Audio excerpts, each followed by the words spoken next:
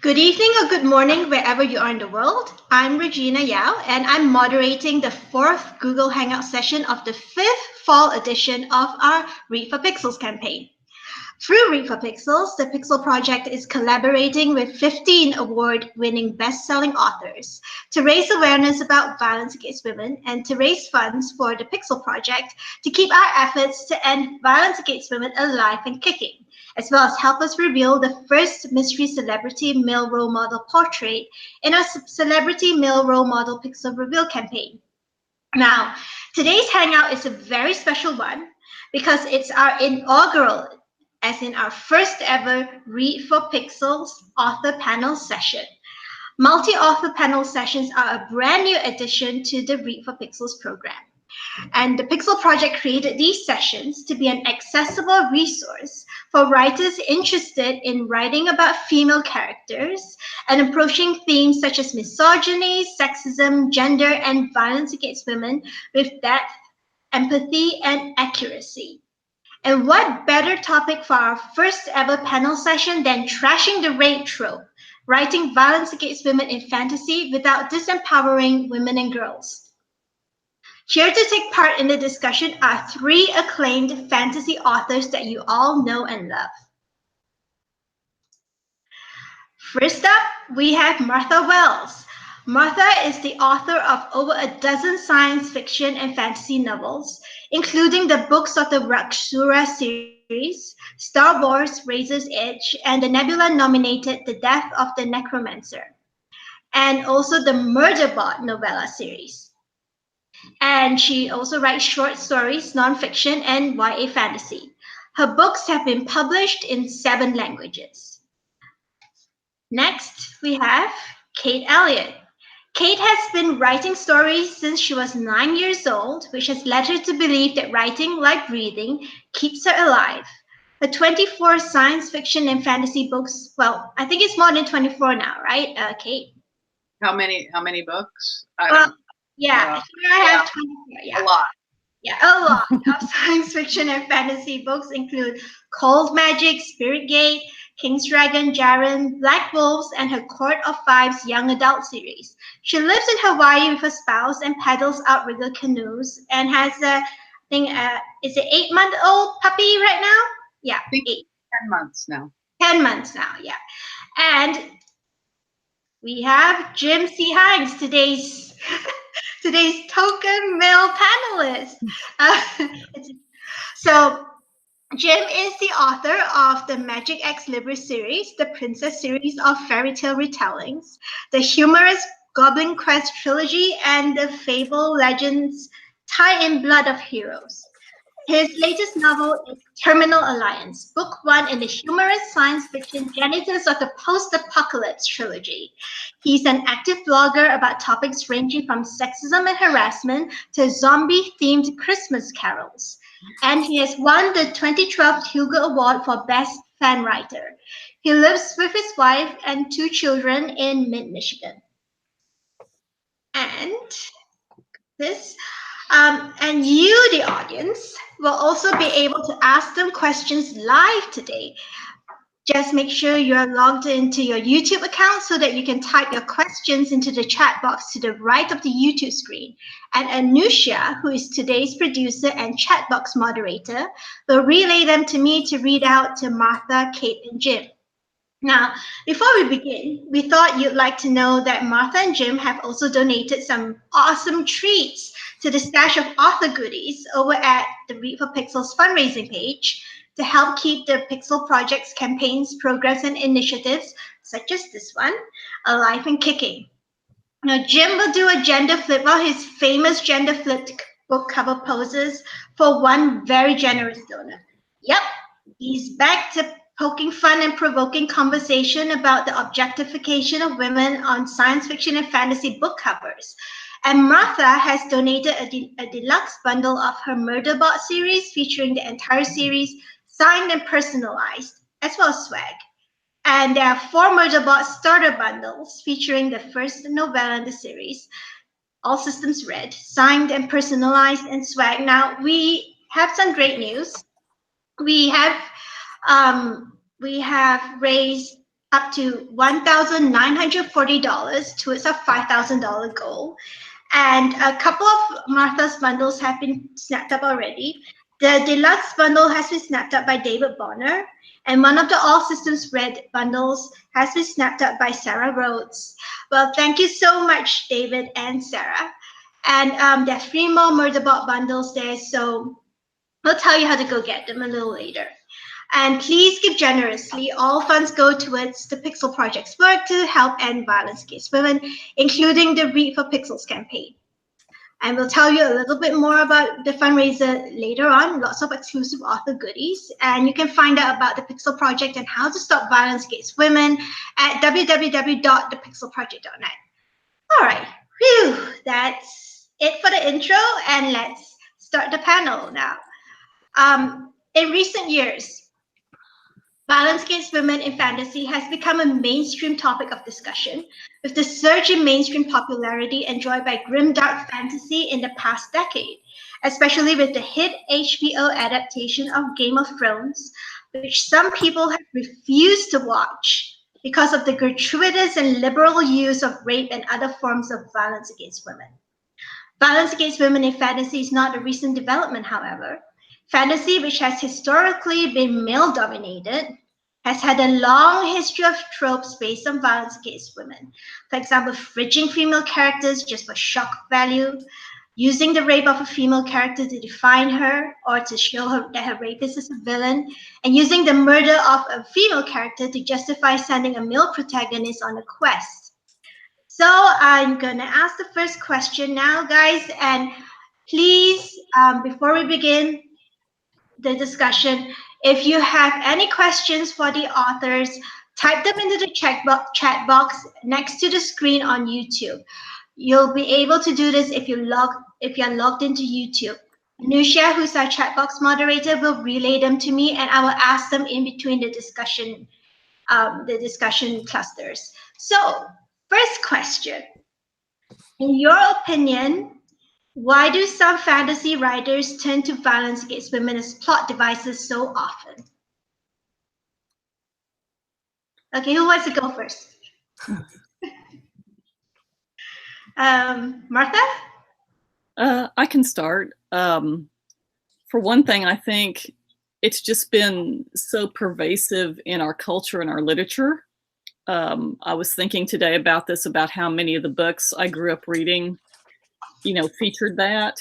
And even when it wasn't, even when they were either written by women or had female characters who were actually fairly strong female characters. I was thinking about F.M. Busby's novels, science fiction novels, and Tanith Lee's fantasy, particularly her first novel, The Birthgrave, which features a lot of violence against women. Even when those stories where you see those characters overcoming that violence and surviving and triumphing, I think it just becomes so normalized in our fiction that I think that's where it just becomes so pervasive. I think, we grow up reading it. Yeah. Kate? I'm going to agree with what Martha says. One thing I've seen in Hollywood recently, well, first of all, the normalization. N.K. Jemisin was mentioning having reread Richard Adams, he's best known for Watership Down, his book Maya, which is, I read when I was young. And she was talking about how shocked she was. She read it originally when she was 10 or 11, which kind of blows me away because I couldn't have read it then. But when she read it as an adult, she realized it's just this as an underage girl who who's essentially raped, but it isn't framed as rape, and it was okay. And then she works as I don't really remember the book. I remember liking it, and because as Martha says, you are so accustomed when you grow up with this.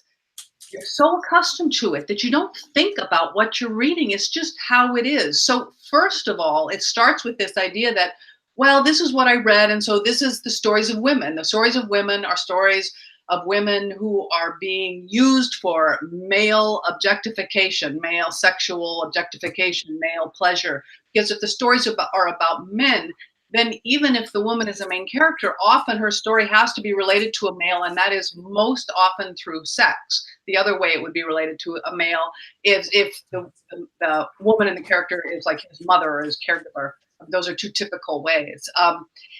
And then, and then once you get visual, and especially recently with Hollywood, where the idea of a plot is something that causes adrenaline, right? You gotta get the adrenaline rush. It's so many, even good shows produced in Hollywood begin with or use that sense of a woman, especially a young woman, in fear and pain, running, frightened, and then the camera focuses in on her face and it's her fear, and yet her fear is also sexualized. And people then begin to think that this is exciting. So yes, we're supposed to say this is a really weird and kind of perverted cycle in which we're supposed to say, oh, this is bad, but I'm excited. My pulse is pounding. So all of a sudden it's being created as entertainment and titillation. And then, people don't think about it, and then they just perpetuate it. Jim? Oh, I like being able to go last because I can just say everything that Martha and Kate said. It's like, yeah, that I agree with all of that. I think in a lot of ways it's lazy writing, kind of like Kate was saying, this is what we've grown up seeing, this is what we've grown up reading, we've absorbed it, and so this is just the default. When somebody sits down and starts writing, maybe they're going to write a fantasy, and so it's all, they go with that generic laziness, and maybe that means, oh, it's the orphan farm boy fighting the evil overlord, and there's a woman who's going to be raped and he will win her in the end. They're all very cliche, very overdone elements that, it's lazy. It's that first thing that the lazy writer goes to, instead of thinking maybe women are people and there are other ways that we could motivate them, other plots they could have, other ways that they could have conflict. And I think there's also, we've still got that very strong perception that we're writing for an audience of men. I was just reading today on Twitter the ongoing argument that, oh, girls don't like this stuff. They don't do role-playing games. They don't read comics. They don't do fantasy. What are you talking about? We're writing for guys. And that means if we're writing for guys, because guys, of course, means straight guys, that's also the assumption, then we have to have women there, and the women are there as objects. They're there as things to titillate the male reader. Whether that means being a sex object, being a trophy, or being raped, being abused, in order to put them in their place. All of this, is so often written from that male default, that male gaze, that assumption that, oh, I'm writing for guys, I'm writing for boys, for horny teenagers or whatever. All right. So, but sometimes stories do need to include. Sometimes stories do need to include violence against women. If, we were talking to Julia E. McKenna the other day, and she was talking about a story that she's writing now, and said that if she did not acknowledge the sexual assault taking place, that would be wrong. So, how can a writer figure out whether violence against women belongs in their story, or if their story can be told more effectively using other story catalysts and plot devices? Let's go to Martha. Well, I've never really used violence against women, I think, specifically in those ways. I don't think I've ever had a female character threatened with rape. I was in 20 books, I was trying to remember, and I don't think I ever have. It's never been something that I've wanted to write about. I've just never. I've had a lot of. And I write primarily action novels, so a lot of my. I have women threatened with violence, but not specifically sexual violence. So I think it's very possible to do if that's not something. Especially if you're writing fantasy cultures where you're making up. Fantasy and science fiction cultures where you're making up the culture from the ground up, you don't necessarily have to include that sexual violence. I think it may be different when you're writing something set on Earth in a historical time period where you feel it's necessary, but it's just not something I've ever done. I think in the Raxura novels, it's been the other way. I've had actually had sexual violence directed toward the male characters, because again, that was part of the culture. Okay, Kate, I think you wanted to say something just now. I think I missed your cue. It's okay. I can move on. And if I remember what it was, I'll come back later because I'm good at that. I just wanted to follow up what Martha said. I have so many opinions about this. So I know of people, first of all, who say, I will not write about rape in my books because I don't want to read about it. I want a space that's free from that. And I think that is an absolutely, what's the word? Authentic decision. I think it's important to have books like that where people say, so that's one thing, just saying, I'm not going to do it. And then what Martha says is also so true. You don't have to use sexual violence as embedded in the culture. We can create anything we want. We can create, when people say, well, but it's realism. I don't see people who say that agriculture isn't being discussed in great detail in all their books, because without the agriculture, people in the books would all die, right? Yeah. So they're kind of picking and choosing. So that there's another space there, but also, as Juliet says, so I think all of these voices have a good point. Not doing it at all, writing stories where it doesn't have to be there, and then saying, as Juliet says, sometimes you need to give voices to people whose voices have been silenced. There's a great quote that I want to read here by the Lema Gobi, I'm probably pronouncing it wrong, of Liberia. She won the Nobel Peace Prize along with two other women whose names I didn't write down. But she did a lot of work in West Africa working with violence against women and the violence that these women were experiencing during the Civil War. I think she's from Liberia. But she would do these workshops with just local women. She would go to villages and towns and do workshops with women, small groups, and then they would start talking about their lives. And it wasn't specifically about the Civil War. It was just about their lives. And she writes, and so they would begin telling stories about what had happened to them in their lives. And each speaker wept with relief when she finished. Each spoke the same words. This is the first time I have ever told this story. And she goes on to say, does it sound like a small thing that the women I met were able to talk openly? It was not small, it was groundbreaking. So I think there's also a place, now it's my words, I think there's also a place in writing to say, I'm going to write about violence against women, not from the point of view of the person perpetrating the violence, not from the point of view of the society saying it's okay, not from the point of view in which the woman is a victim, she's suffering, that's all we ever know, or she's dead, that's all we know about her, but from the point of view of the voices who don't get to speak. So that's yet another place to think about writing from. And I think all of those places, using violence against women just as a way to say, look, the villain is bad, he raped her, now we know he's bad. To me, that's not a place you really want to go. But there's other, because when you have all these other options available to you. Okay, Jim?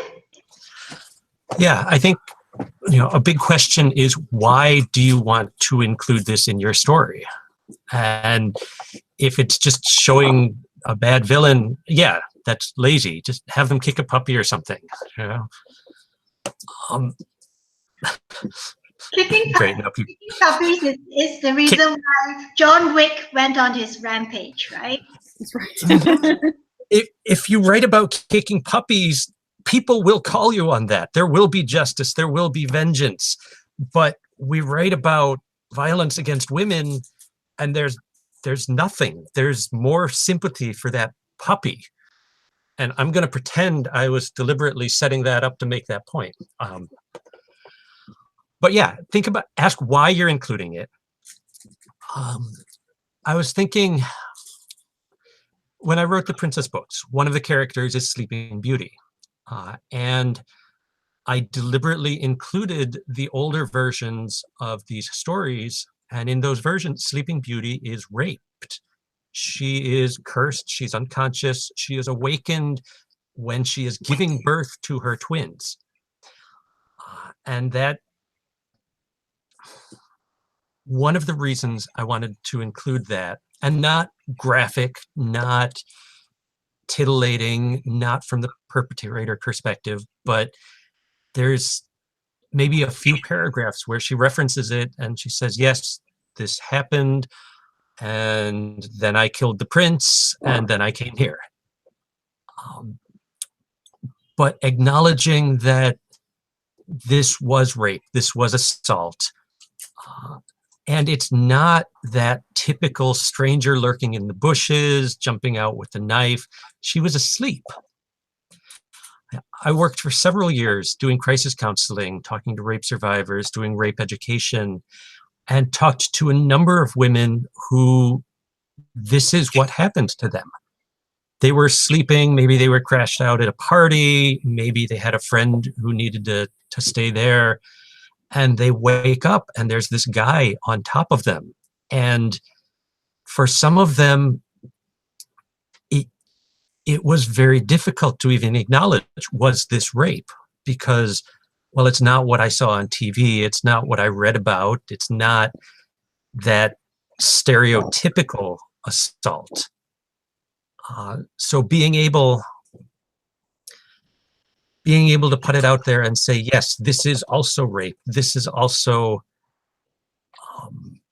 a violation, and acknowledging that and doing it respectfully, I think, is important. It kind of ties into what Kate was saying when for sometimes the first time survivors of rape talk about it, or the first time that they're able to come to terms with, yes, this is what happened to me. And I think writing about it in that way, respectfully, and in an informed way, can be very powerful and helpful, as opposed to the sort of lazy, generic trope writing. Does that make sense? Yeah. Mm-hmm. Okay. So, this is a bit of a Captain Obvious question, but I think it should be asked, to spell it out. What are the pitfalls that writers face when using violence against women in their stories, and how can they avoid them? So back to Martha. I think you have to, probably a lot of it has to do with point of view. How are you seeing your characters as objects, or are you seeing them as people with their own agenda, their own beliefs, their own motivations? If you're stepping too far outside your characters and making them objects, I think that opens you up to a lot of different pitfalls. One of the books I thought recently really did it right was An Unkindness of Ghosts by River Solomon. That book, the characters in it that are it's about a generation ship where there's a stratified society, and the main characters from the level of society which basically they're just slaves and they're treated terribly, and they've been enslaved by the upper echelon of the generation ship. But those characters were so they were sharp. They were constantly looking for ways out of their situation. They'd been they'd been enslaved, but they had not given up. They were still trying to fight. They were trying to think of different ways to fight. There was so many different examples in that book of different means of resistance. And I just thought that book was a great masterclass in how to treat those kind of situations with empathy. And I thought they did a great job with that. All right. So we move over to Kate. Thoughts, Kate? I completely agree that point of view and this idea that there isn't one story about how people end up dealing with violence that's been inflicted on them or on the people around them. You know, people they live with it, they're changed by it, they internalize it, they fight it, but for some people it's too much. For others, they move on. For others, they didn't expect anything else.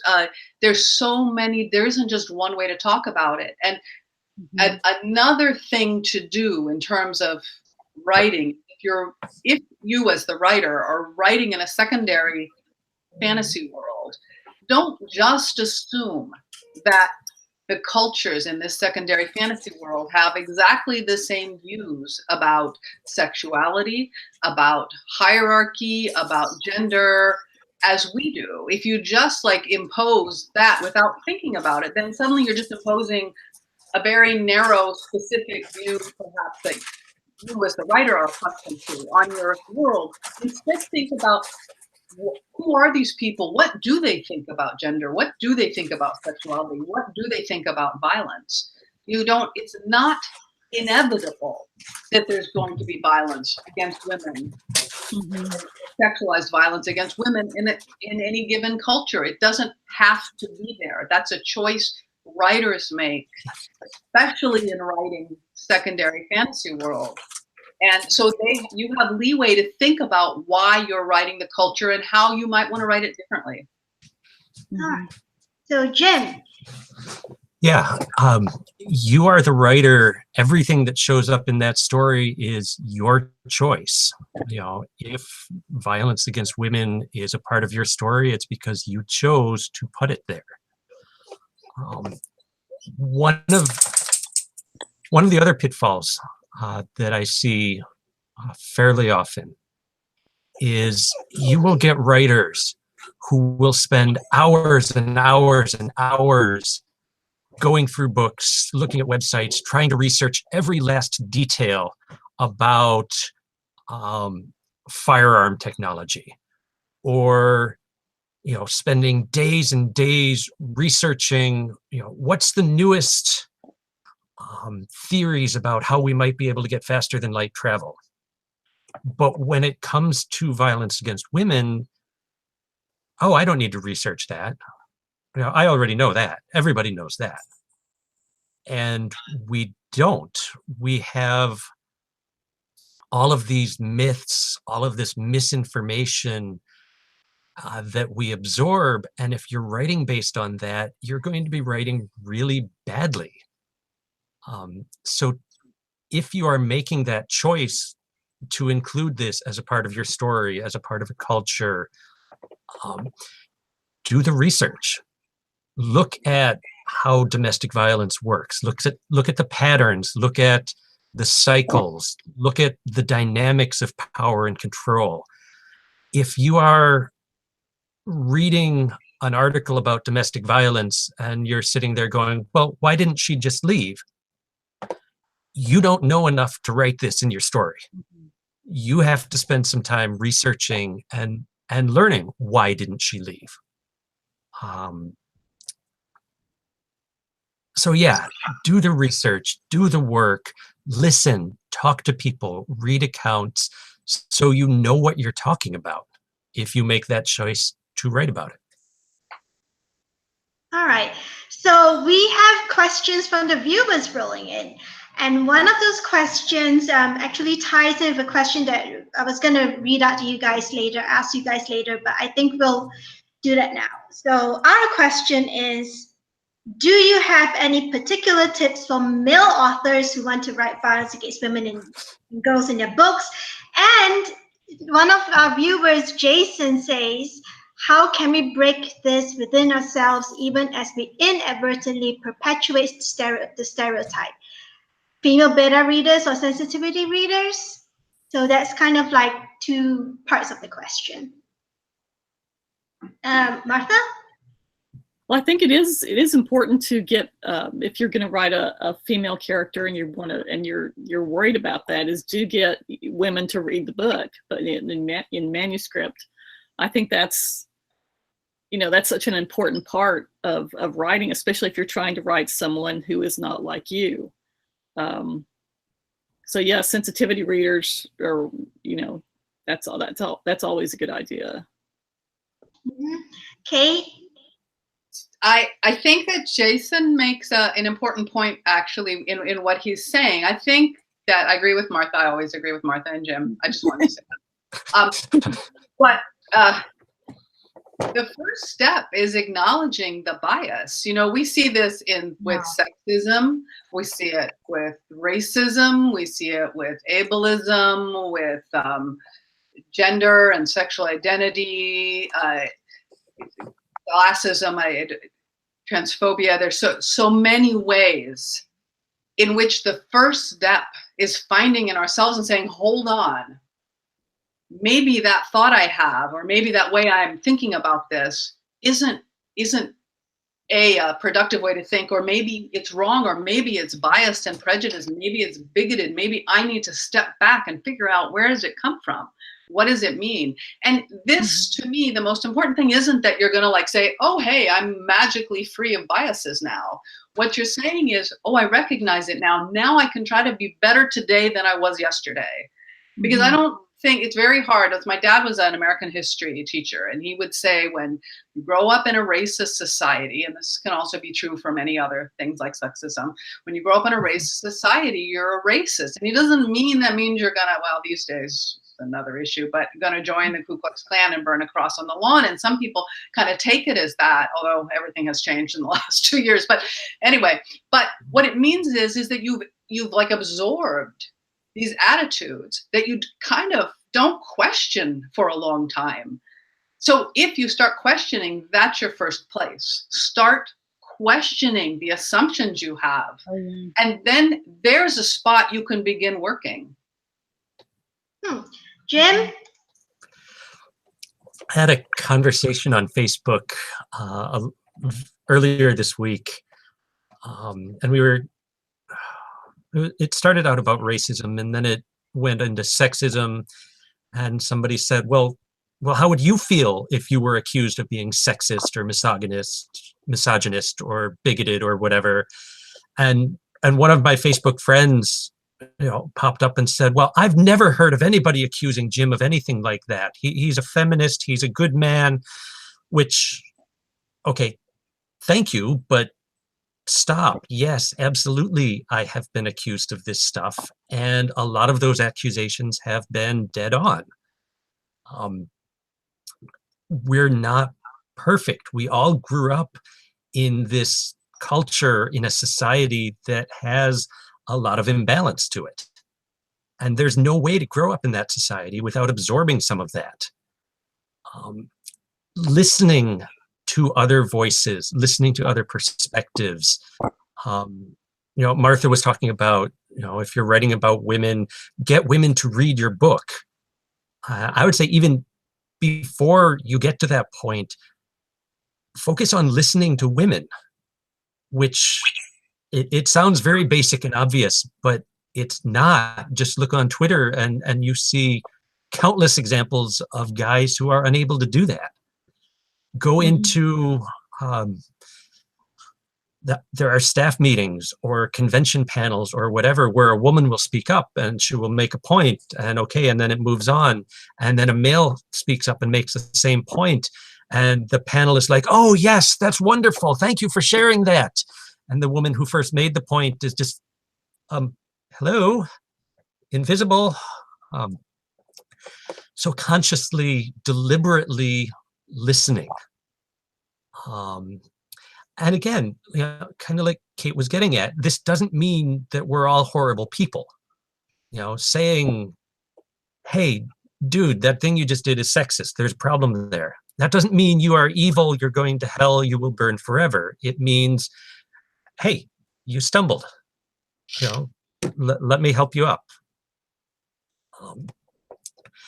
And yeah, I think honestly, the biggest and most helpful thing for me has just been listening, whether it's in person or whether it's online, deliberately, filling my Twitter feed, my social media, my blog reading with other voices and other perspectives. All right.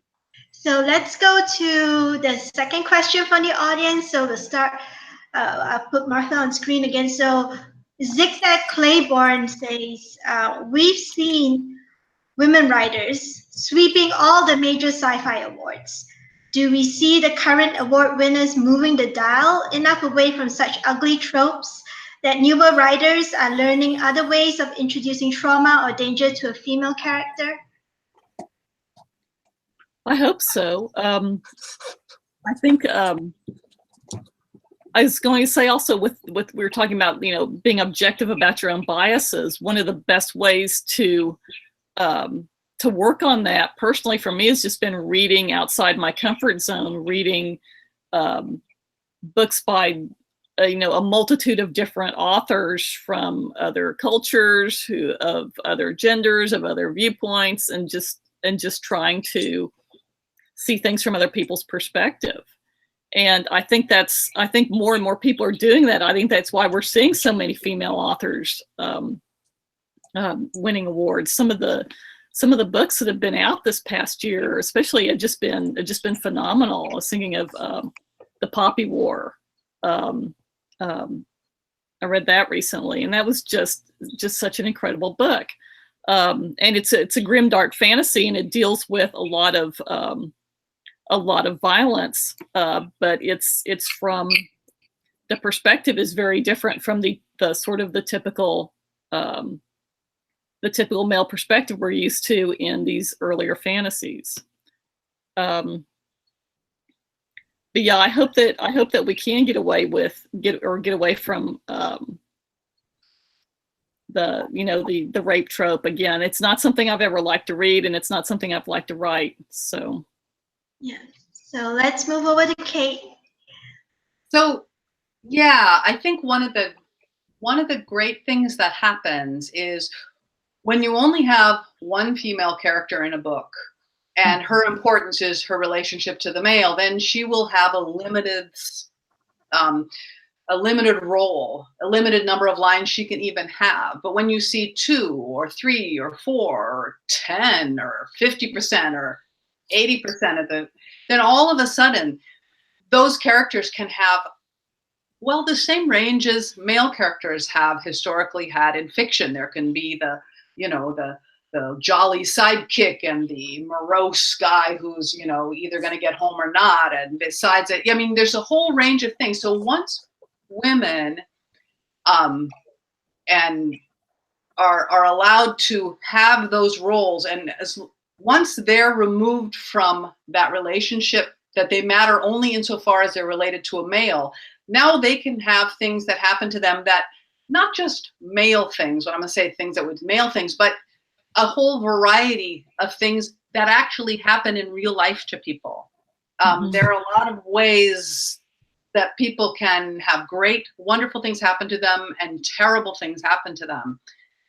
And once women are more than just being sexual receptacles for heterosexual men, we can see those things too. And I think we are seeing a lot of writers coming in and saying, I'm going to write about these multiplicity of lives along a number of different intersections. And that becomes, there's just so much great stuff coming out. I'll mention a book I read recently, which actually is related to this subject, Rebecca Roanhorse's Trail of Lightning, which is kind of post-apocalyptic urban fantasy. But that part of the main character is, part of her story is that she's living through the fallout from an earlier relationship, which was both very problematic and abusive, but she has to come to understand that. And she takes her time. It isn't this instant like, oh, I figured it out, now I'm better.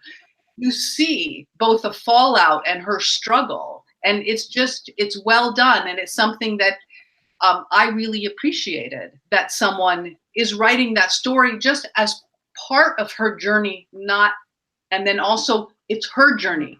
It's not the journey of the dude, or either of the two main dudes in the story. All right, so move over to Jim. I kind of want to write a book now that's just called The Journey of the Dude. In terms, I mean, talking about women sweeping awards, and is this going to encourage new writers and older writers to think differently about how they're writing female characters? I mean, the short answer is, yeah, like the other said, I hope so. The slightly longer answer, I think, would be, for some people, yes, absolutely. And for others, they're going to drag their feet and say, no, I'm just going to keep writing these stories the way they were read, or the ones like I read growing up back in the golden ages when men were men and women were women and blah, blah, blah. And honestly, I don't think those writers are going to have much of an audience, because that assumption that we're only writing for men has been blown away. You know, we know there's a much broader audience out there.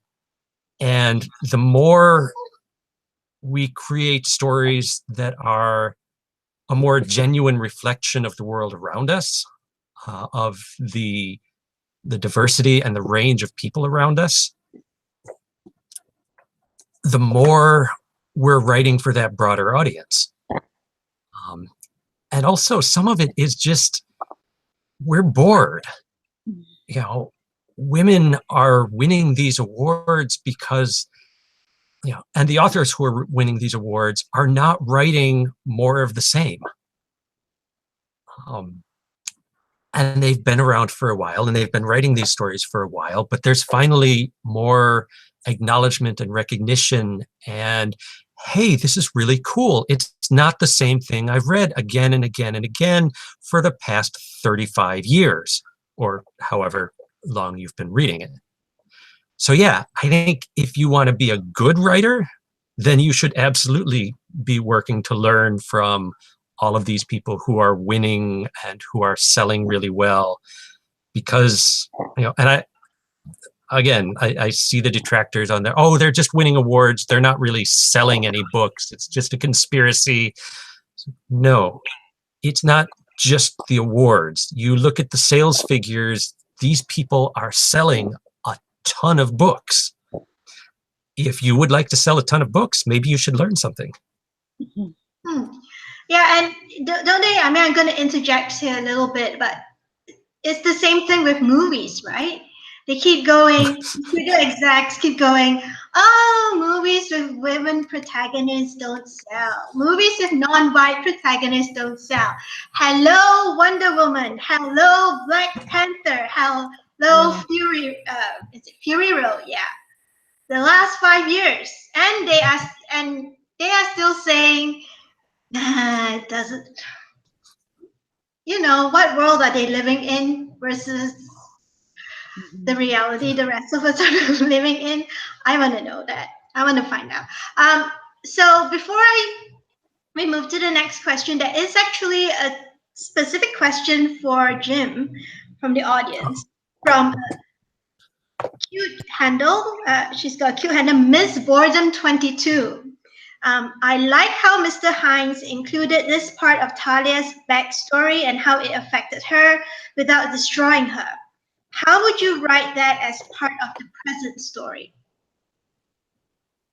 I'm sorry, I'm not sure what she means by the present story. That was all she wrote. That was her question. How would you write that as part of the present story? Or should we circle back to this if she clarifies that a little later? Yeah, why don't we do that? I see the question. I'll tag her in a response here too. Okay. So let's head back to the discussion questions. I put Martha on the screen. So what are the techniques that writers can use to diffuse and turn toxic tropes of violence against women, sexism, and misogyny on its head if the story calls for the inclusion of, say, rape or domestic violence? I mean, apart from, you guys talked about point of view, yeah? But any other techniques? Are there any other techniques for doing this? Well, what I did in the Raxura books is I made basically the male characters the ones that are subject to that. And it was just because I was writing an alien species, I could make it anything I wanted. So I made them the ones that had to worry about that.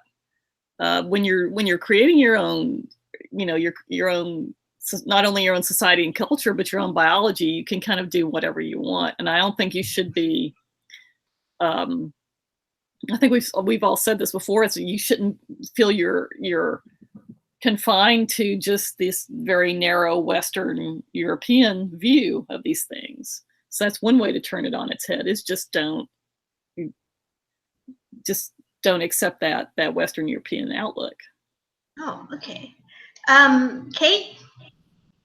Yeah, I would say I would even go more specific and say don't accept the American Hollywood. Yeah. Which is what people in the US have kind of been bombarded with, and which is even different than, in Europe, they'll show women's boobs and their breasts, and it's like, whatever, right? Women have breasts, no big deal. Here it's like, oh my God, right? Or it's got, the degree of using women sexually to sell things, and I think in the US is accelerated from really anywhere else. And sexualizing women to sell things is more pronounced here, I would almost say, than maybe anywhere else. I have also, like Martha, in Black Wolves, I used deliberately, the only scene of sexual violence is against a man, and it's used in a scene where a bunch of male prisoners are being marched a long distance, and it's a deliberate choice by the people, the guards, to do it, to make sure that they're all frightened and cowed because they don't want to have it happen to them. So it's a control mechanism, and it's done that way. And it was surprising to me, I guess, later, that some people were really shocked by that scene. And I don't think it would have been as shocking if it had been women, because we would have been more accustomed to it. A lot of it is what we're accustomed to. The flip side of that, that I have personally done, the middle book of the Crossroads trilogy. So the middle book is called Shadowgate, and one of the things, and the entire trilogy is kind of a discussion of the stories we tell, and why do we say the hero is the hero? Is the hero really the hero? But in the middle book, I really kind of directly tackled my distaste and discomfort and actual anger with how rape is used in so many fantasy stories, by saying, I'm going to deal with the Civil War where violence is being used against women as just part, either because people are running wild or as a means to control them. But I'm going to see it from the point of view of the women. And there's specifically, I think, 3 different situations where 2 of them are secondary characters, where you kind of see what it would be like. This is someone who has to struggle with this, whatever. But there's a sequence right in the middle of the book, and it's the only time you have the point of view of this one character. And it's one long sequence in which she's kind of remembering her past magically. And this is a young woman who comes from a society where there is no sexual violence against women. And she takes the place of her brother to go into this other, to be what she thinks is a servant in another country. And this just happens today in the world, where girls say, well, we're going to take you to be a servant, a maid in a house, or work, and then they're really being sold into sexual slavery. And then that's what she's sold. And when I finished, when I turned it in, my editor said, you need to make this one sequence shorter and less graphic. And I said, this sequence, because it's the sequence where everything happens to her. The sequence is only 5 pages, and it's all told distanced from the point of view of someone who's become emotionally numb, and it's not graphic at all. But because I was telling it from the point of view, of her emotionally, and how has to distance herself piece by piece to survive, it was, I think, not anything that editor was accustomed to reading. We're accustomed to the women being we're not accustomed to being in women's headspace. We're not accustomed to the emotional fallout unless it's something we can get over quickly because we're Red Sonja. So again, it's and then we can go kill people too. But most people who suffer sexual violence don't have that. They have to go on in their own way. So I would actually say what Jim said, read about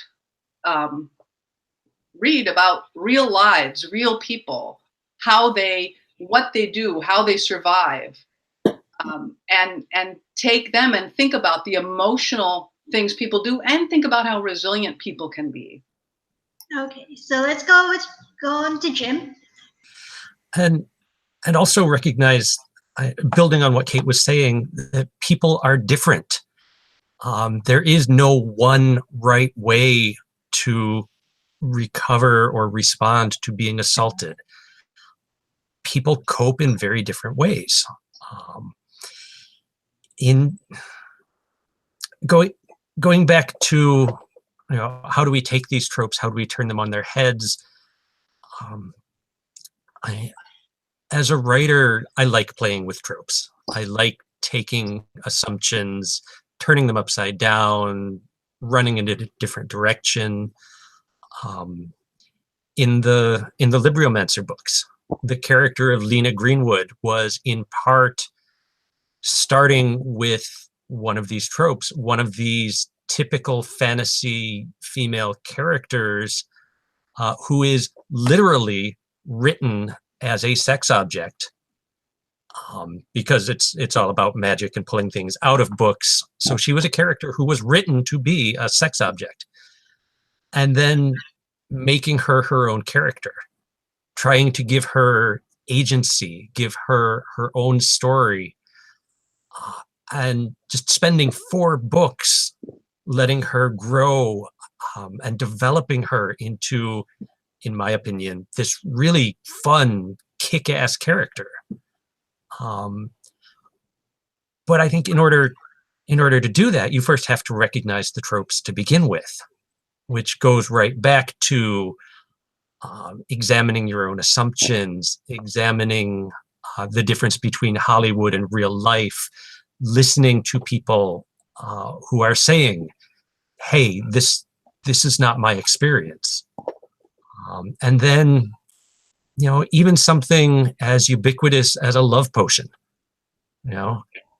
play with that trope, because a love potion is basically a date rape drug.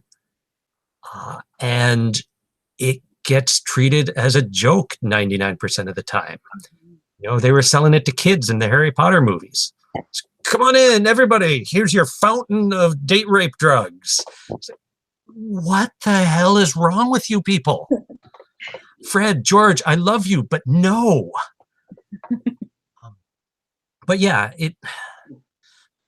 the very first step is recognizing those tropes, recognizing all of those myths and assumptions, and then being very deliberate and conscious about, what am I going to do with this? And we did get a clarification from Miss Boredom, so I can get to that, but I saw Kate signaling.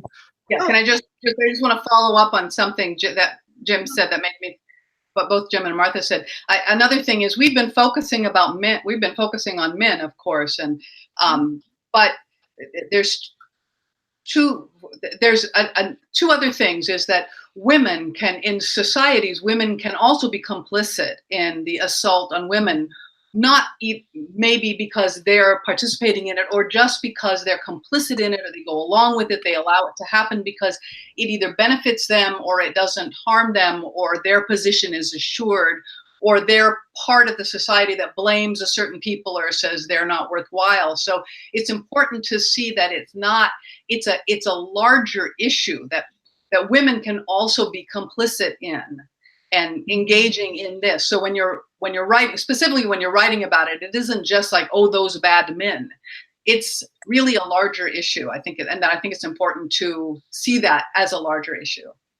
So it all goes back to the point that you guys are making earlier, that you were making earlier about how your dad's an American history teacher and people grow up steeped in that culture. So until we think about it and really question it, it's going to remain, right? It's just going to keep going and going if we just unquestioningly follow the culture. So there are more questions from the audience. This is a fun one. So Jason says, what are some of the panel's favorite examples of strong female influences in history? Queens, politicians, soldiers? We'll start with Kate. All right, I'm just gonna get you to pop it to me. Yeah. Well, okay. You first. So I'm just gonna shill. So last year, or the year before, I can't remember, I wrote a post for Tor.com called Putting Women in Epic Fantasy. I can't remember the exact title, but it's like a super long essay, and it's just talking about women who don't have to be, not even as queens, but just as people who did things in everyday life. But probably my favorite, not so well known, perhaps one is the the Queen of the Massagette, who killed Cyrus the Great in battle.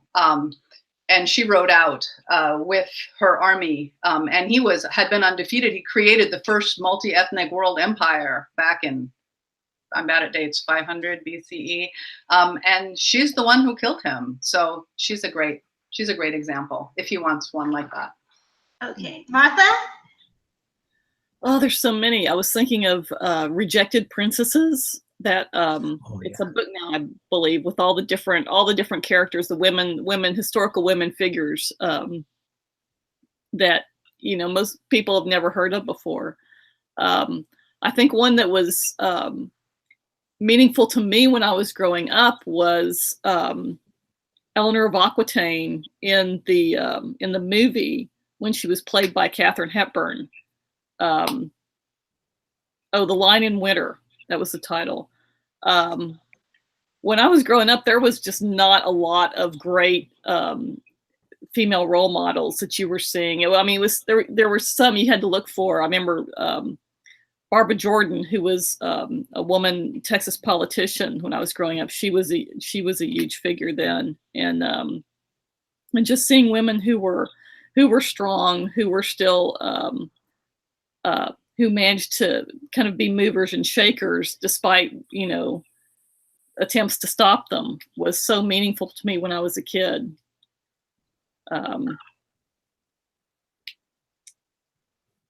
Yeah, those are my examples. All right, Jim? My father was not an American history professor, so this is not my best subject. But one of the things that I've been seeing more lately is just, we have this myth of the self-made man and that sort of independent, pull yourself up by your bootstraps and then become this hero of whatever your field might be. And more we're looking back and saying, like the movie Hidden Figures is a good example. It's always been, look at these brave hero astronauts, and yes, absolutely, that was brave, that was heroic, but also look at who was carrying that. Look at all of the work women put in behind the scenes to make that happen.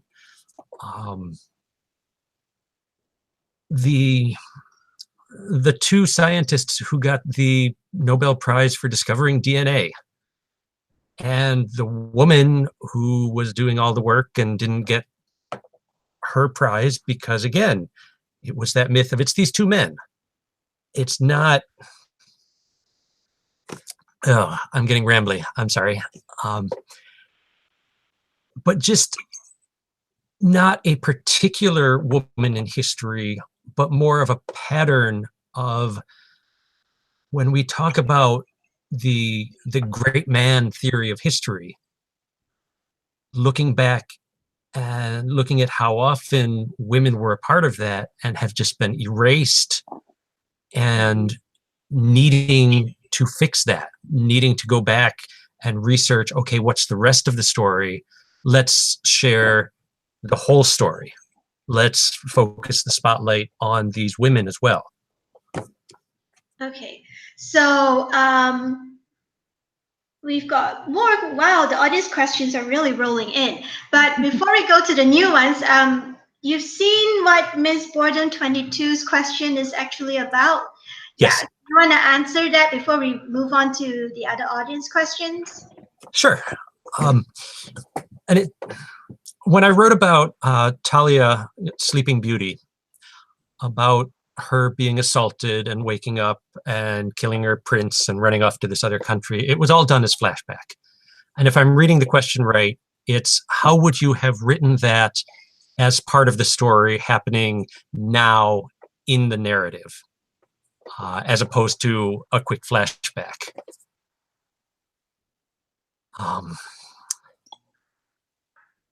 I really want to say I wouldn't.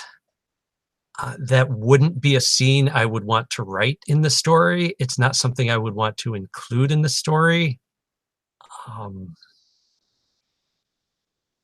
Partly,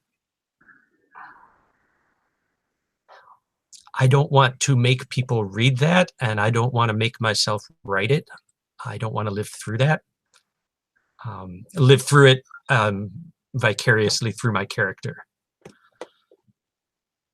So if it was important to the plot, if it was important to the story, I would probably skip over the assault itself, which again would be relatively easy to do because the character is sleeping. And then focus more on when she wakes up, the realization, the shock of understanding, and showing how she starts to work through what happened to her. Don't show the act itself, show her figuring out what now? What does this mean? How do I come back from this? And so whether that means grief or rage or fear or confusion or probably all of the above, focusing on her recovery, if that makes sense. And there's a little follow-up where Miss Boredom's asking if there's any circumstance where such a thing would be necessary for the plot.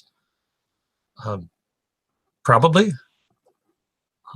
But on the other hand, as the writer, it's your choice. It's your story. You can probably write a story where, yes, that is necessary to the plot, but you've still chosen to write that story and to set it up in that way.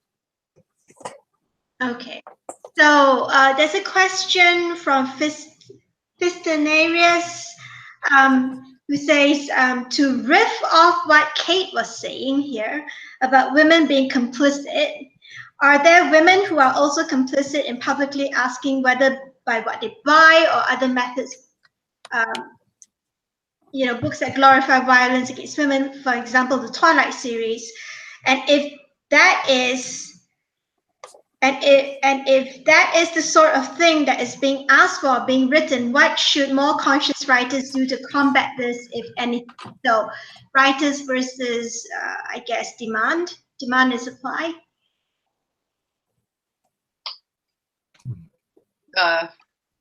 I'll try a short tackle. I think all that we can do as writers is to, again, I think we've said this over and over. All we can do as writers is to recognize what's going on and then try in our own work to model how we would like to see these things discussed. And again, to follow what Jim said, there's not a right answer. There's not one right way. There's a lot of different ways, because there's,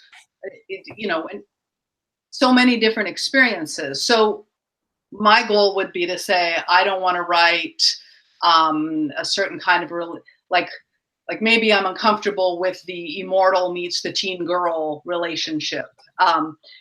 So I might say, well, I'm not going to write that. Or if I did, I might try it as a trope and try to kind of reverse it or do something with it. If I'm seeing a well-known book that has, I mean, as I have done, seeing rape used so much in epic fantasy and say, I'm going to write about this in my own way. I'm going to examine it in my own way. And I think one thing we can do as writers is examine things in our own way, kind of pushing back and reworking and revisioning things, and then also talking up the books that we think are doing a good job and giving them, because a lot of what happens is that there's stuff out there being written that we just don't hear about. We don't see, it's not as visible. The stuff that follows the kind of standard, expected, generic story often gets the most attention. So we can push back against that by talking about the books that we think could be more visible, the stories that we like the way they're exploring this and that we want to get more people reading them. And so as readers, that's something that we can do. Okay, Martha, any thoughts? Oh, Jim's signaling. Yeah, I would just add to that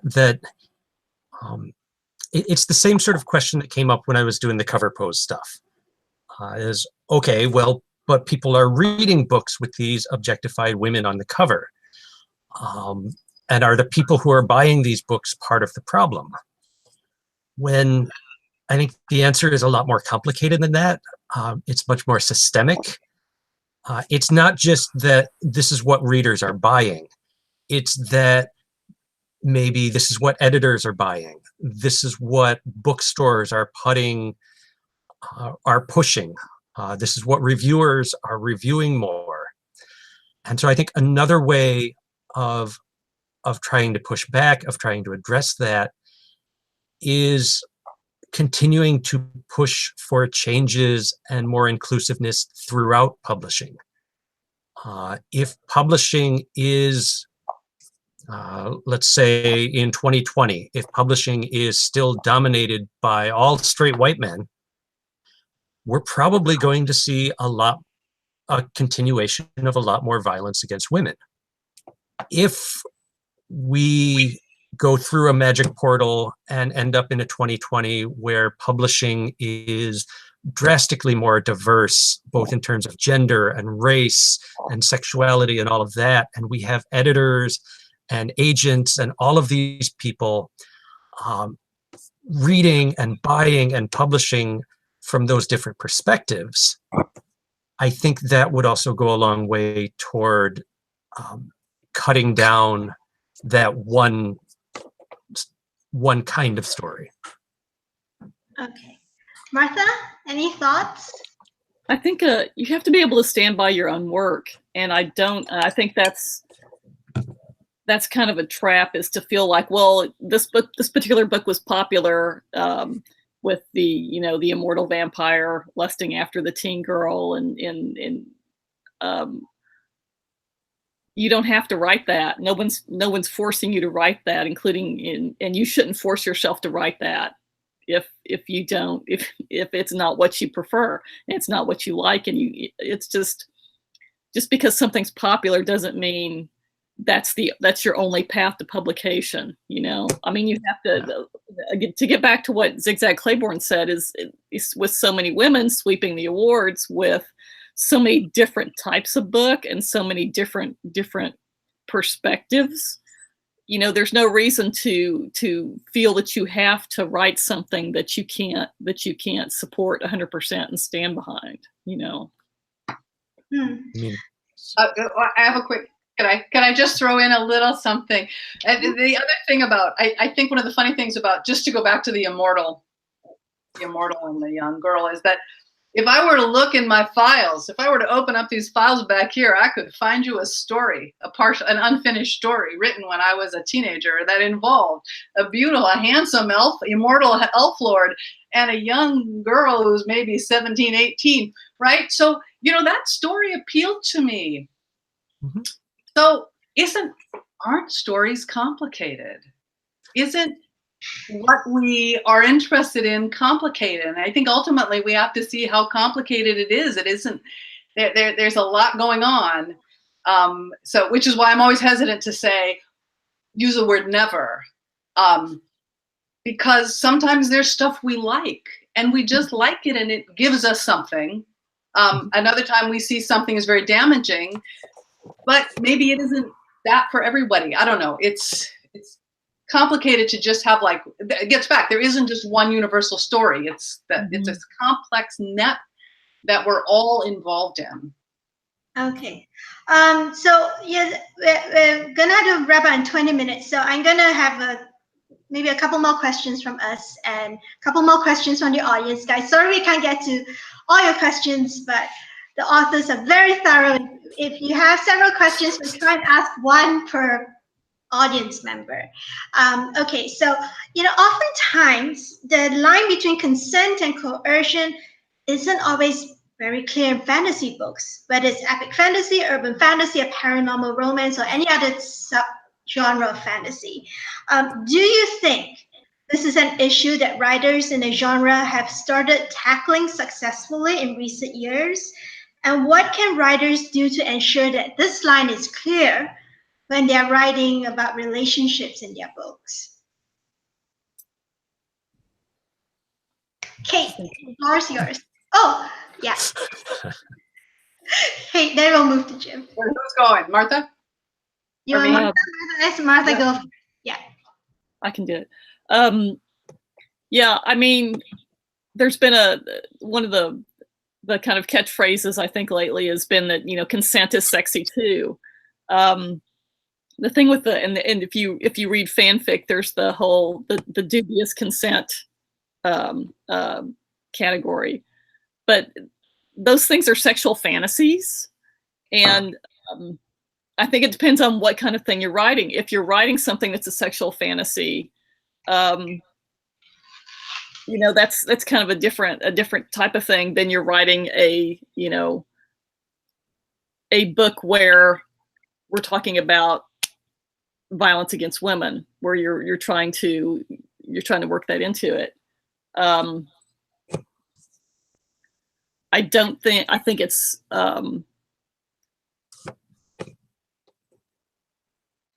I don't think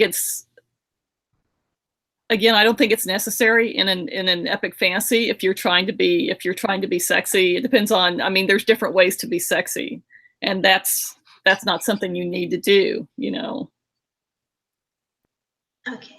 I just want to say, am I on? Am I on? I just want to say I just finished reading Wheel of the Infinite by Martha Wells, and it's very sexy. But Martha already knows that I totally shipped the Tremaine and Elliott in the Ilrien trilogy. Yeah. One starts with the Wizard Hunters, and there again, to me, they are but there isn't a lot of. There's not a, yeah. Anyway, it's a great way to write good consensual relationships that maybe isn't using. Maybe people aren't. Their societies don't have the same assumptions about sex and sexual relations as ours do, and that's one of the great things about them. So again, I guess we've talked about that a lot. In specifically to this, I want to talk about when I was young, there was a whole line of romance novels in which a masterful man would, and they were often historicals. He would come to the village, or he would be the lord of the estate, and then he would get his eye on some girl, and then there would be the thing where he would say, "No, I want you, and now I'm going to take you," and then she would go, "No, no," but then it would be great, right? But in those days, this was a time when women weren't allowed to, it was like shameful for women to have sexual feelings, and in a weird way, those books, and we're talking 50 years ago, those books were kind of, they opened a space for women to say, I can have sexual feelings because I got to, because he made me do it, right? So I'm not a bad girl. I went along with it, so I'm a good girl. But so it's weird. There are weird ways. We can't say that there's one way to look at it. Now, I look at those stories now and I'm just like kind of horrified, but, and I wouldn't want that to be perpetuated, because I hope that there can have been change. There isn't a good girl. I mean, there is still a good girl, bad girl dichotomy that people struggle with, but I can also see how those were little wedges that the writers were creating. And so I always think that it's going to be complicated when we deal with consent, dubious consent, writing fan fiction for yourself versus what you're writing for publication for other people to read, what you might be writing for younger people to read. Yeah, it's a big, muddy area. I think that we're all struggling with. All right, Jim, any thoughts? I have a follow-up. Oh, Martha. Am I on? I have a follow-up. There's a movie called The Pirate, an old movie with Gene Kelly and Judy Garland, and they're in that situation where he's pretending to be this pirate who has basically said, you must turn this young girl over to me, or I will burn the town. And she's already fallen in love with him, and fallen in love with him as a character and as when she's met him. So she's running around her room getting dressed and ready, going, oh no, I can't possibly, and then finally throws the door open dramatically and she's in a beautiful outfit. And one of her friends comes up and goes, oh no, you can't do it, I'll go in your place. And she says to her, he asked for me. And which brings the whole thing back up to the comedy again, is this is not a real thing, this is a consensual sexual fantasy they're all both engaged in. And so it's like there's ways to write that, like Kate was saying, there's ways to write that where it's almost empowering. It's empowering to the the character Judy Garland was playing the scene, and it's in that same time period where you're seeing these these novels where the masterful guy comes and the woman can kind of actually experience her sexuality despite what the culture has told her. So I just thought that was a good example of what Kate was saying. Can I follow up? It's a great example, but I also have to say that I cannot imagine Gene Kelly playing a bad guy. Right? Well, he isn't in that movie. He's an actor pretending to be the pirate. So that's good. I haven't seen that. I have to see that now. Yeah, it's a great one. Okay, Jim, any thoughts? Yes. 3 actually. One, there's a little moment in Frozen that I love, and it's toward the end. And I'm horrible with names, so they all flew out of my brain now. But you have the guy and the girl at the end there, and the guy is all flustered, and he says, "I could kiss you." Wait, could I kiss you? And she kind of, yes, you can. And then they smooch. But in that moment, you see the male character asking, hey, can I kiss you? And he's flustered and he's a little goofy about it. But I love that they wrote that in and that they wrote it in that way.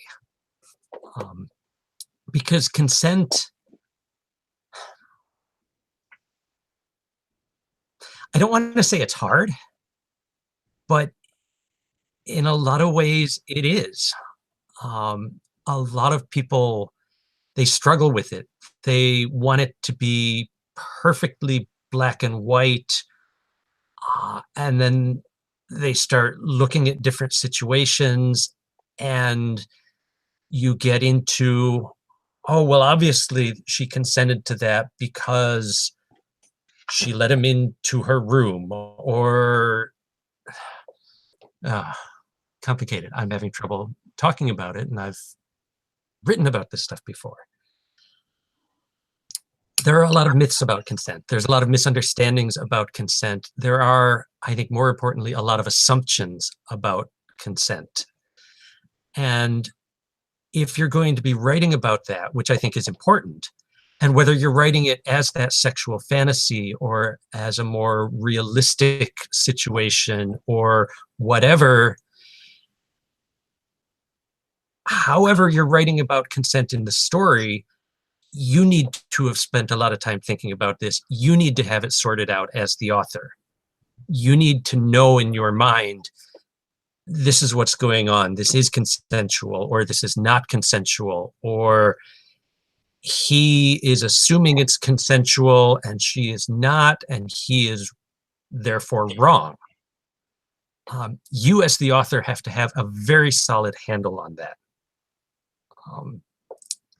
And then the final piece that I would throw out there is, Regina, I don't know if you've done a panel like this with romance authors, but I bet you could get a really good one in the future.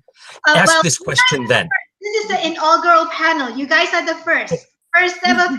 We will do one with romance authors in the future. There have been requests, so we will ask this question of the romance writers, and let me know when that's on, because I want to hear the answers. Yeah. Okay. Oh, Kate has something to say. Actually, I want to follow up. First of all, yeah, I would love to see a romance writer panel on this subject, but I want to follow up what Jim said about consent, that it's difficult to write. But in terms of a practical note for writers who are wondering, we talk about how do we write violence against women, but a practical note in terms of consent being difficult, how do we write consent? One of the things as a writer to remember is that it doesn't always have to be in words. Societies, it doesn't always have to be that. The Frozen example is a great one, but it doesn't always have to be a word. Can I do this? Societies can have signals, and then those can be set up beforehand. And then when you, Robin McKinley does this, I love in the Blue, what's the name? What's the name of that book? It's not The Hero and the Crown. It's the one that comes before The Hero and the Crown. I'm blanking on the title. But anyway, there's a scene where she comes back after all her adventures, and the guy that she has a thing with, he's wearing a, I think it's like a sash. There's something societally where if you wear that, that means you're pledging to the person who has the other one that you are now, that. So that's a form of consent, right? That can be set up in advance so that you don't even have to tell the reader. The reader says, oh, they can figure it out for themselves without words. And that's another way, that's just a trick. That's another way, not a trick, but that's another way to show consent. And I mean, and on the flip side, it's also another way where you can let it be known without being graphic that bad things are happening as well. It doesn't all have to be verbal. It doesn't all have to be on-screen violence. Oh, author Julie Trinidad is actually in the audience, and she said the title of the book is The Blue Sword. Yeah. Thank you. Thank you. Yes. Yeah. Jim, was it you signaling, or? Yeah, I was just going to real quick follow up on what Kate was saying, that I figure out as the author, how are you going to address and write about consent? And maybe it's words, maybe it's signals, but one way or another, know how you're going to include it for these characters in this culture, in this world. Or if you're not going to include it, make that a deliberate, conscious choice, not just the default. Okay. So we have one more audience question and a couple more from us, and we'll wrap up. Brandon O'Brien, okay, he's asking the flip side of this.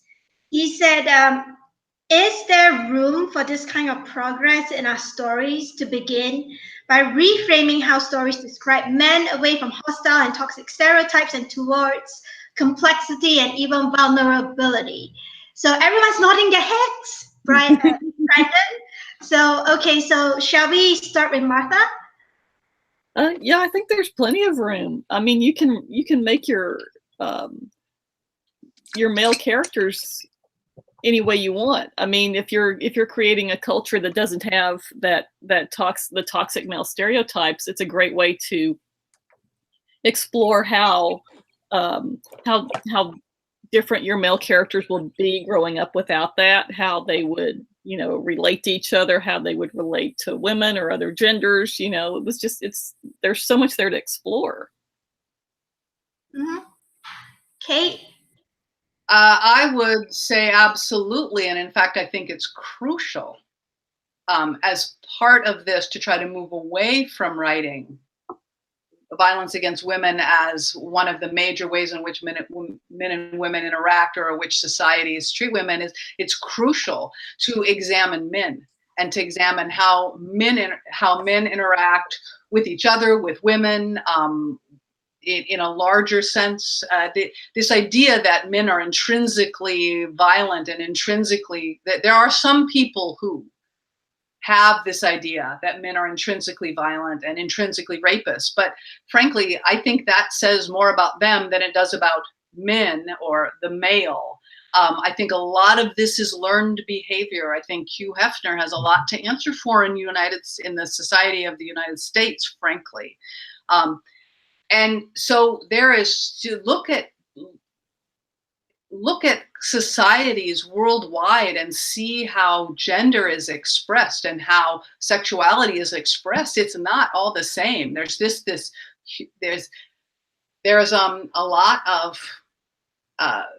a lot of ways you can approach this. I want to get back to the consent thing very briefly. Robert Holstock's Mythago Wood series, which is a really brilliant kind of an urban fantasy about this woodland that goes all the way back to the Paleolithic and that has very strange things going on in it.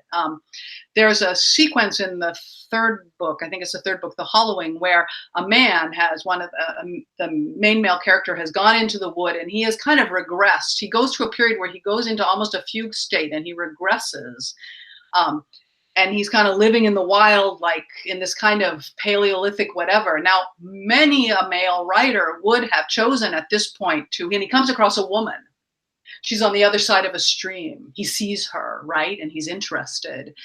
Now, we know how that could have gone down in many another book, but instead, and I loved this. Instead, he goes and gathers berries and he puts them on a leaf and puts them out on the shore, and then he backs off. And then she comes in and she takes them, and then she brings something for him and and then he sings a song on the bank, and then she comes and does whatever, right? And this whole courtship goes on, even though they don't really speak each other's languages. And it's wonderful. And then later, when he comes out of his fugue state, he realizes he was singing bad rock songs from the 50s, right? But at the time, it seemed so mythic.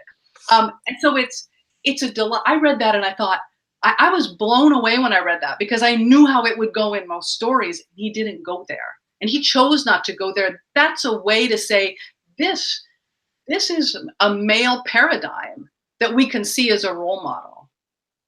So I think that we need to re-express and revision how we write men into stories as well. All right, Jim?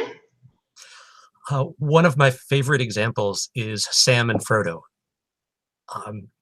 They're guys, but they are so not the traditional manly, masculine, macho, toxic stereotype. They are not the strongest. They are vulnerable. They are emotional. I love their characters. I love their relationship. They're wonderful. And you can absolutely write characters like that. You can write guys like that. 12 years ago, I got published writing about a a hero who is scrawny and weak and nearsighted and pretty much the opposite of what that traditional male barbarian hero usually is. Isaac in the Libromancer books is this skinny nerd dude, and he spends the third book clinically depressed, which is all a long-winded way of saying, yes, absolutely, there is room for these characters, and I think we need more of them. We need to see other aspects of men, whether that's the vulnerability. I would love to see more male characters as fathers. I would love to see that side of masculinity, of men, of fatherhood in stories. But yes, absolutely. You know what the weird thing is about the Libromancer books? The book covers. You know, you're doing the gender flip book cover, but Isaac is supposed to be a nerdy, scrawny geek, but on the book covers, he still looks cute. Like they baked him up. They baked it. Scrawny, nerdy men can still be cute. But they drew him like almost like a stereotypical hero something, you know, brandishing his gun and stuff. Oh, Kate's. Yeah. I wanna pick on Martha again because I just finished reading Wheel of the Infinite. Martha does something, and to follow up with what Jim has said, that Martha loves to write. If a Martha Wells book has this very physically competent male character in it who is the love interest, but those male characters who are warriors, or they can absolutely scale a cliff, or they can kill people, but they always respect women because it's grounded in them from their societal background. And that's something that we can do with male characters. Someone once said of me, they said, I can always tell who's going to be the hero in a Kate Elliott story because he's a young man who respects older women. And I'm like, oh, no, right about that, right? But I mean, we can put those things in. We can put the geeky guy is the hero. I mean, we can change up all those things. All right. So here's the closing question.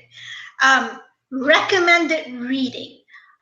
Now, everyone who's here today is attending because so many of them are writers and many of them are looking to improve the way they write about violence against women, or if they want to tackle violence against women, what would they do? So do you guys have any books that you would recommend that they read?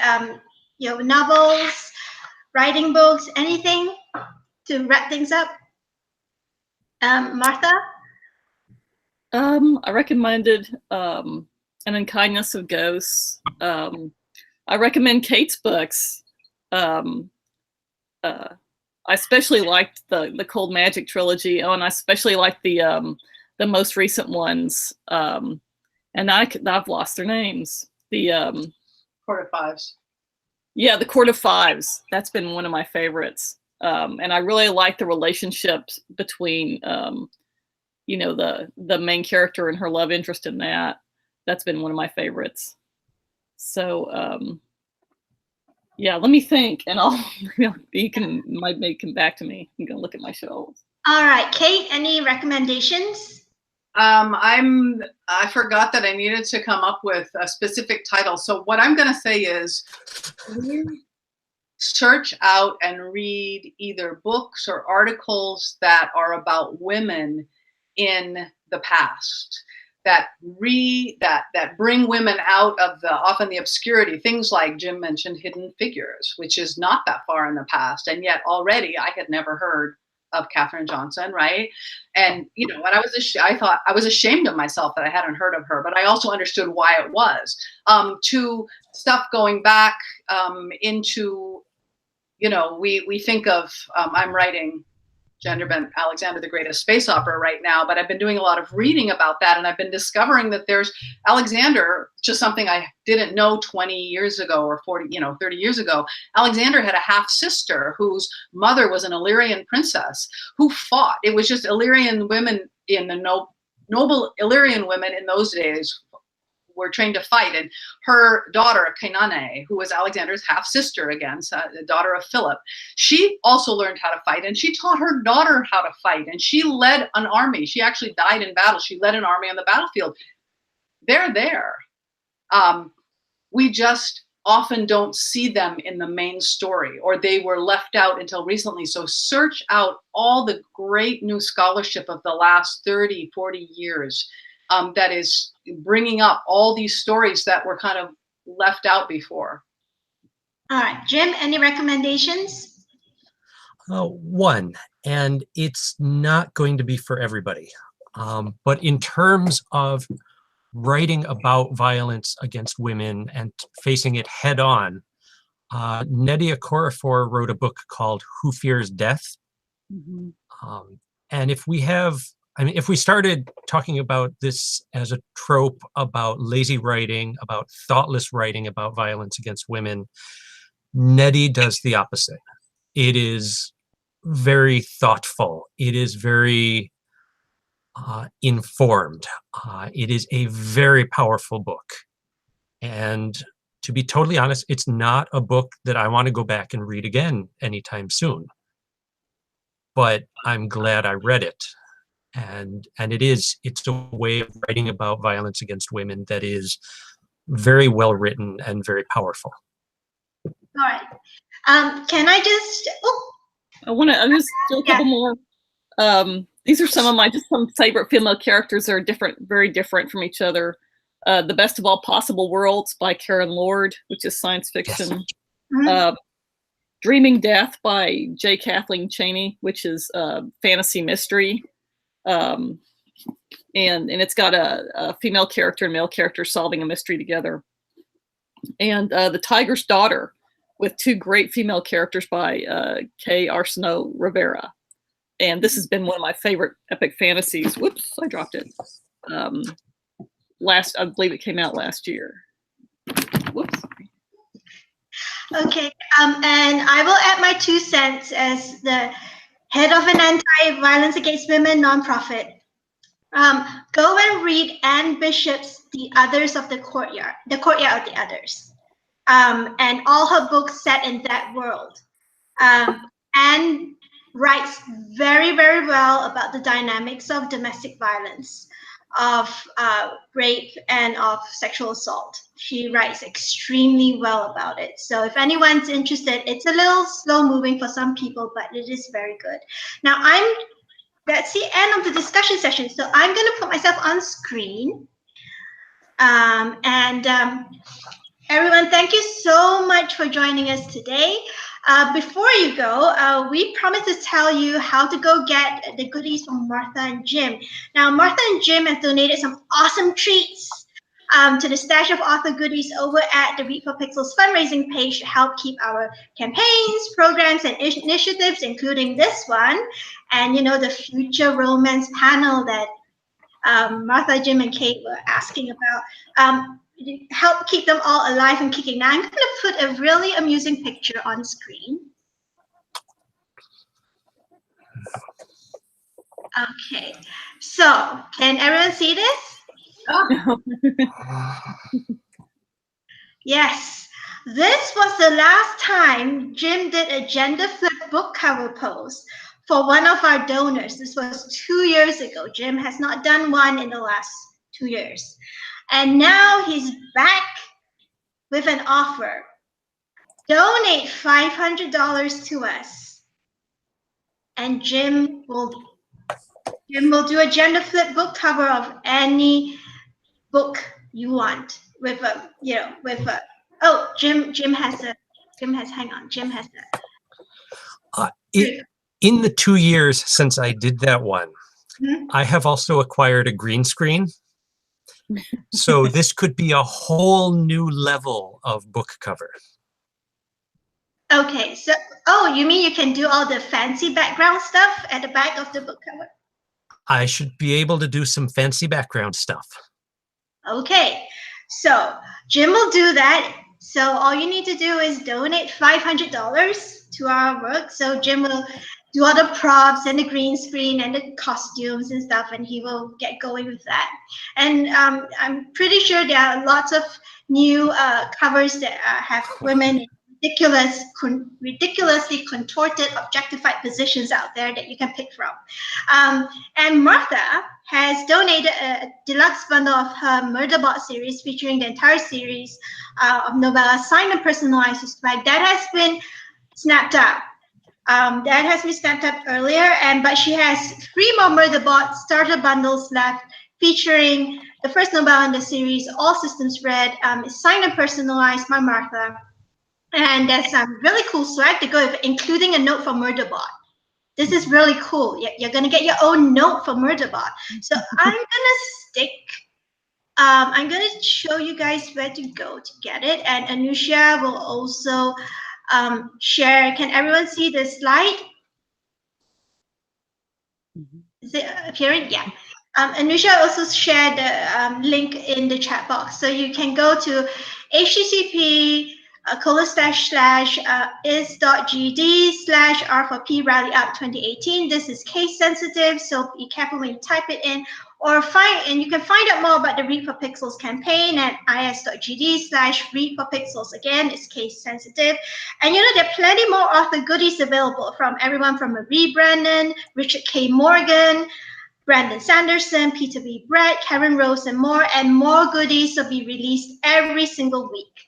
So let me stop this. So, give generously. All funds go towards our work to help end violence against women.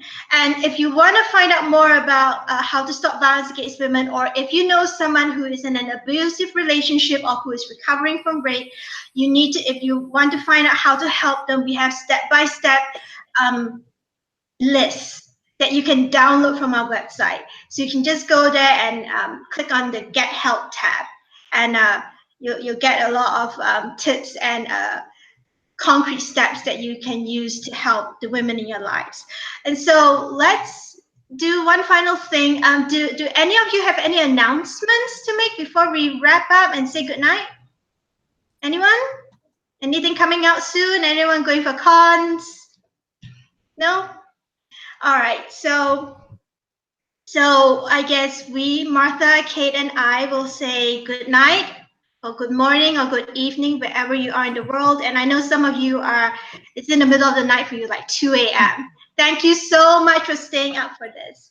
And have a good day. And if you are interested, we are having Richard K. Morgan at 11 a.m. on Sunday, 9th September, that's tomorrow.